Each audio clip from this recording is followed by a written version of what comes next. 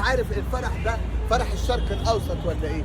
مره حفيده الفنان الكبير عصام شعبان عبد الرحيم، ومره